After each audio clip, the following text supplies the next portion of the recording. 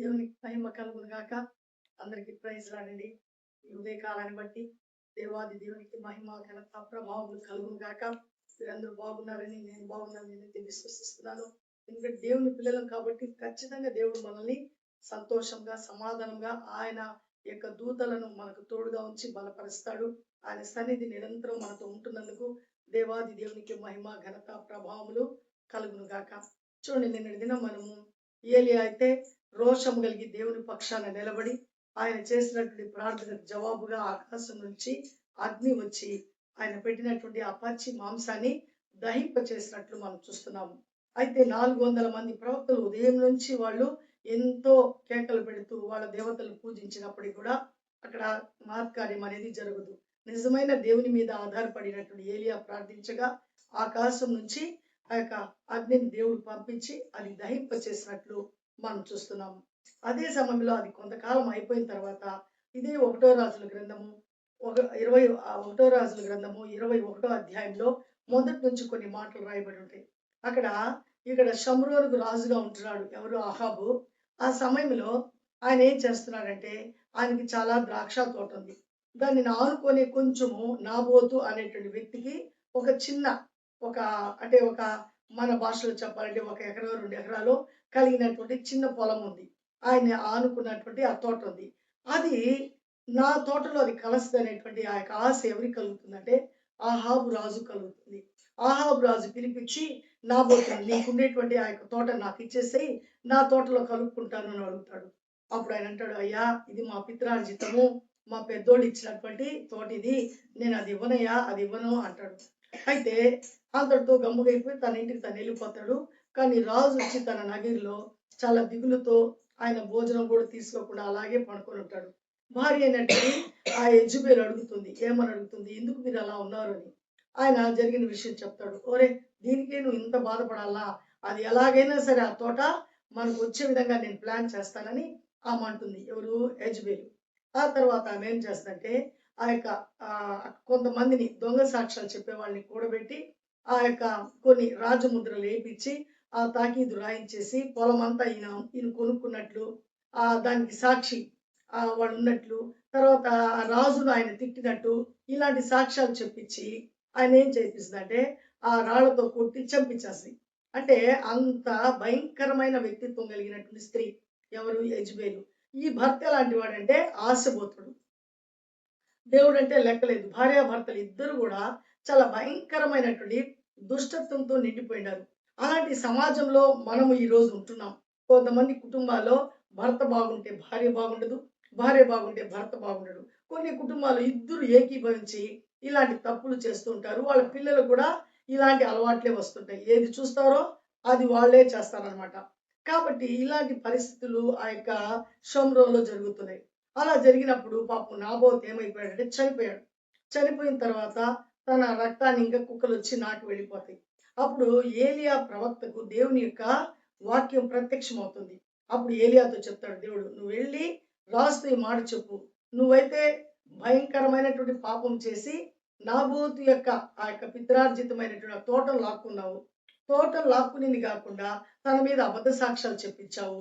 తర్వాత తను ఏం చేస్తావు అంటే మానసికంగా ఇబ్బంది పెట్టారు, శారీరకంగా ఇబ్బంది పెట్టారు, మరలా తనది లాక్కున్నారు. అంటే ఈ లోకంలో కొంచెం పెత్తందారులు అనేవాళ్ళు ఉంటే ఏమైనా చేయగలరు అనేది నిరూపించుకుంటారు. కానీ లోకంలో ఎవ్వరు కూడా సపోర్ట్ చేయకపోయినప్పటికీ కూడా దేవుడి మీద ఆధారపడినప్పుడు దేవుడు పాపాన్ని ఖచ్చితంగా ఖండిస్తాడు. పాపాన్ని ఏమాత్రం ఆయన దగ్గరకు తీసేవాడు కాదు. దాన్ని ఏం చేస్తాడు, ఖచ్చితంగా ఆయన ఖండిస్తాడు. కాబట్టి ఆయన చూస్తున్నాడు.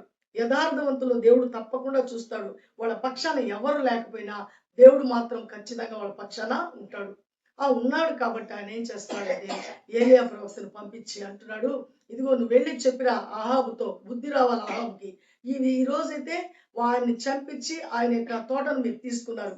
కానీ అదే నువ్వు ఇప్పుడు ఏ కుక్కలైతే నా యొక్క నాబోతు యొక్క రక్తాన్ని నాకాయో అవే కుక్కలు నిన్ను కూడా అలాగే నాకుతాయి, నువ్వు కూడా అలాగే చస్తావు అనేటువంటి మాట పోయి చెప్పేసిరా. అదే కాకుండా తన కుటుంబంలో ఎంతమంది మగపిల్లలు ఉన్నారు, ఒక్క మగబిడ్డ కూడా లేకుండా అందరిని దేవుడు హతమార్పిస్తాడు. ఎలా అంటే ఒక్క పాపం చేస్తే ఆ పాపం చుట్టుకుంటుంది కుటుంబానికి. అది మనం తెలుసుకోవాలా. కాబట్టి పాపం చేయటం కొంతమందికి అది మంచి మర్యాద. అబద్ధాలు చెప్పడం, యొక్క అబద్ధ సాక్ష్యాలు చెప్పించడము, లెక్క లేకుండా ఉండటం. ఎందుకంటే ఎవరు చుట్టలేదు, అజమాయిషి మాకుంది, పెద్దలు మేమేమైనా చేయగలము, పవర్ ఉందనుకుంటారు. పవర్ అనేది ఎప్పటికీ వాళ్ళు ఎవరి చేతిలో ఉండదు. అది కొంతకాలము ఊరికే మచ్చుకుంటది. పవర్ అంతా ఉండేది దేవుని చేతులని. కానీ ఆయన ఏమైనా చేయగలడు. కానీ ఆయన చేయటం లేదులే, ఆయన చూడటం లేదులే అని ఈ మనుషులు ఏం చేస్తున్నారంటే పాపంలో మునిగి తేలుతున్నారు. కాబట్టి ఇక్కడ ఆహాబు భార్య భయంకరమైనటువంటి తప్పిదములు చేసి ఆ తోట అంటే వాళ్ళ బిడ్డలకు ఉండాలా, వాళ్ళు హ్యాపీగా ఉండాలా, నాబోతు మాత్రం ఏమీ లేనివాడుగా ఉండాలా అనేటువంటి దురుద్దేశాన్ని కలిగి ఉన్నారు. ఈ దురుద్దేశాన్ని దేవుడు చూస్తూ ఏం చేస్తున్నాడంటే ఆయన ఎట్లయితే చచ్చిపోయాడో అదే విధంగా రాజు చనిపోవటము, రాజు పిల్లలు కూడా ఎవ్వరు ఆ వంశంలో మగబిడ్డ అనేవాడు లేకుండా చనిపోవటము చూస్తున్నాము. అదే సమయంలో భార్య అయిన యెజబెల్ కూడా పైన నుంచి పడి అలాగే ఆమె కూడా చేస్తుంది. ఆమె యొక్క ఆమె యొక్క కుక్కలు వచ్చి ఆమె రక్తాన్ని తాగుతాయి. ఆమెను కూడా ఆ మాంసాన్ని కూడా తినేస్తాయి అనమాట. అంత భయంకరమైనటువంటి స్థాయిలో ఎందుకు ఎదిగారంటే ఆ పాపం మూట కట్టుకుంటున్నారు. భయం లేదు. భయం అనేది లేదు. కాబట్టి భయం లేదు కాబట్టి వేరే వాళ్ళది కూడా కావాలని ఆశపడటం. దేవుడైతే దేవుని వాక్యంలో ఎవ్వరిది కూడా నీ పొరుగు వానిది ఏది కూడా నువ్వు ఆశపడకూడదు అనేటువంటి ఆజ్ఞ ఆయన ఆదిలోనే ఇచ్చున్నాడు. కానీ మనుషులు అది ఎట్టి పరిస్థితులు లెక్క చేయరు. వాళ్ళకి ఇష్ట ప్రకారము వాళ్ళే జీవోని సృష్టించుకుంటారు. దాన్ని వాళ్ళే ఇంప్లిమెంట్ చేస్తారు. తర్వాత మేమే హ్యాపీగా ఉన్నాం అనుకుంటారు. కానీ పాపం వెంటాడుతుందనే సంగతి వాళ్ళకి అర్థం కాదు. కాబట్టి ఖచ్చితంగా దేవుడు కలగజేసుకొని ఏలియాని పంపించి ఈ యొక్క మాట చెప్పించి ఆ చనిపోయే విధంగా చేస్తాడు. ఆయనతో పాటు వీళ్ళందరూ చనిపోవటం చూస్తున్నాము. కాబట్టి ఈరోజు మనము పాపానికి మనము దూరం అయిపోవాలి. ఏది పాపమో ఏది మంచో మనకు బాగా దేవుడు తెలియచేస్తున్నాడు. కాబట్టి మన హృదయంలో ఏం పెట్టున్నాడు ఆయన, ఆ యొక్క మంచి చెడులు రెండు హృదయాలు పెట్టున్నాడు. ఈ నాలుకలో కూడా నువ్వు ఏ మంచి పాజిటివ్ మాట మాట్లాడతావో అది అలాగే జరుగుద్ది. నువ్వు ఏదైతే చెడ్డ మాట మాట్లాడతావో అదే నీకు రిపీట్ అవుతుంది.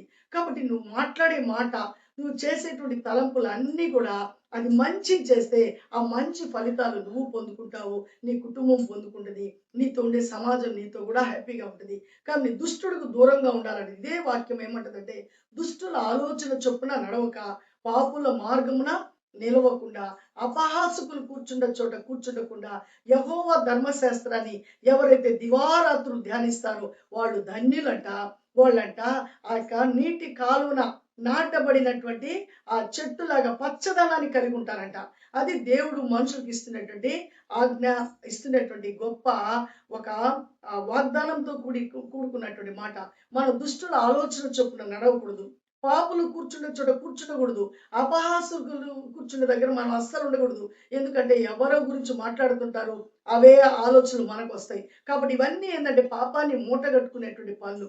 కాబట్టి అలాంటి వాటికి మనం దూరంగా ఉండి దేవుని యొక్క ధర్మశాస్త్రాన్ని దివారాత్రులు ధ్యానించి ఆయన చెప్పేటువంటి వాగ్దానాలను పొందుకుంటూ ఈ సంపదను మనం అనుభవిస్తూ ఈ సంపదను మన బిడ్డలకు మనం ఇచ్చినప్పుడు వాళ్ళు ఈ లోకంలో సంతోషంగా సమాధానంగా జీవిస్తూ ఈ లోకం విడిచిన వెంటనే యాత్ర ముగిసిన వెంటనే పరలోకంలో దేవునితో సంతోషంగా ఉంటారు. అది మన బిడ్డలకు మనం ఇవ్వాల్సినటువంటి బహుమానము. అంతేగాని నాబోతు లాంటి మనస్తత్వము, ఆ యొక్క యెజబెల్ లాంటి మనస్తత్వం కలిగి ఉంటే ఏమీ లాభం లేదు, ఏది ఉండదు. ప్రాణాలు ఉండవు, తర్వాత ఆస్తి ఉండదు. మనం ఈ లోకంలో హ్యాపీగా ఉండాలంటే దేవునికి లోబడాలా, దేవుని ధర్మశాస్త్రాన్ని తరచు చదవాలా. ఆ ధర్మశాస్త్రంలో దేవుడు మన కొరకు ఉంచిన సంపదను మనం పొందుకొని దాని యందు మనం ఆనందించినప్పుడు మనం ఖచ్చితంగా నీరు కట్టి ఫలించేటువంటి జీవితాన్ని దేవుడు మనకు అనుగ్రహిస్తాడు. అలాంటి ఫలింపు జీవితాన్ని మనం పొందుకున్నాము. అలాంటి జీవితం దేవుడు ఇచ్చేదానికి ఇష్టపడుతున్నాడు. ఈ యొక్క ఉదయకాలం దేవుడు మన వెనికిల్లో మనకి ఇచ్చినటువంటి ఈ గొప్ప సంపదను దేవుడు దీవించును గాక. ఆమేన్. ప్రార్థించుకున్నాము. కృపా సత్య సంపూర్ణుడ, జీవం కలిగిన దేవ, జీవాధిపతి నీ స్తోత్రం నాయన. నీ మహాకృపలో అద్భుతమైన ప్రేమలో నా తండ్రి ఇది మరలా ప్రభా 1 రాజుల గ్రంథము 21 అధ్యాయంలో ప్రభా నా బోధును చంపినటువంటి ఆహాబును గురించి, ఆహాబుకు అలాంటి చెడ్డ ఆలోచన ఇచ్చినటువంటి యెజబెల్ గురించి నాయన మాతో మాట్లాడారయ్యా. కాబట్టి ప్రభా ఇవన్నీ మీరు చూస్తున్నారు కాబట్టి మీ ప్రవక్త అయిన ఏలియాని పంపించిన ఆయన వాళ్ళని ఖండించి ప్రభా వాళ్ళు నాయన వాళ్ళకి ఏమీ లేని వారుగా అయా మొత్తం నా తల్లి ప్రాణాలే లేకుండా ప్రభా అయా మీరు చేసినటువంటి గొప్ప దేవుడు ప్రభా. ఎట్టి పరిస్థితుల్లో మీరు పాపాన్ని మాత్రం ప్రభా దగ్గరకు రానివ్వరు ప్రభా. పాపాన్ని ఖండిస్తారు దేవా. నీ నామాన్ని మహిమపరుచుకుంటారు. యథార్థవంతుల్ని బ్రతికిస్తారు ప్రభా. ఇది మీ యొక్క చిత్తమైంది ప్రభా. ఎవరైతే మీ యొక్క ఆలోచనలతో మీ యొక్క నాయన చిత్తానికి ఎవరైతే లోబడి జీవిస్తారో వాళ్ళు ధన్యులు ప్రభా. కాబట్టి నాయన దుష్టుల ఆలోచన చొప్పున ఎవరు నిలవబడకుండా, ఆయా పాపుల మార్గంన నిలవకుండా, అపహాసకులు కూర్చున్న చోట కూర్చుండకుండా, యెహోవా ధర్మశాస్త్రాన్ని దివారాత్రులు ధ్యానించేటువంటి మనసును మాకును మా బిడ్డలకును అనుగ్రహించి ఈ సంపదను మేము పొందుకుంటూ ఈ సంపదలో ఉండేటువంటి ఆశీర్వాదం లోకానికి తెలియచెట్టుకు ప్రతి బిడ్డను ప్రతి కుటుంబాన్ని మీరు ఆశీర్వదించమని, ఇదిగో ఈ యొక్క వీడియో చూస్తున్నటువంటి ప్రతి బిడ్డ ప్రభా ఎక్కడ స్కిప్ చేయకుండా సంపూర్తిగా ఇది విని అర్థం చేసుకుని నీ నామాన్ని మహిమపరుస్తూ మీరు ఇచ్చేటువంటి సంపదలకు నాయన ప్రతి ఒక్కరు వారసులకు కార్యం జరిగించమని, ప్రతి కుటుంబంలో ఉండేటువంటి ఏ సమస్య, ఏ బాధ, ఏ ఇబ్బంది, ఏ ఇరుకుందో వాటి అన్నిటి నుంచి ప్రతి బిడ్డను విడిపించి సమాధానకరమైన స్థితితో ఆశీర్వదించి మీరే మహింపరచబడమని యేసయ్య పరిశుద్ధ నామంలో అడిగి బ్రతిమాలు వేడుకుంటున్నాను నా పరమ తండ్రి. ఆమేన్. అందరికీ ప్రైజ్ లాడండి. షాలోం. దేవుడు మనల్ని దీవించును గాక. ఖచ్చితంగా దేవుని వాక్యాన్ని ధ్యానించండి, వినండి, స్కిప్ చేయకుండా వీడియోని చూడండి.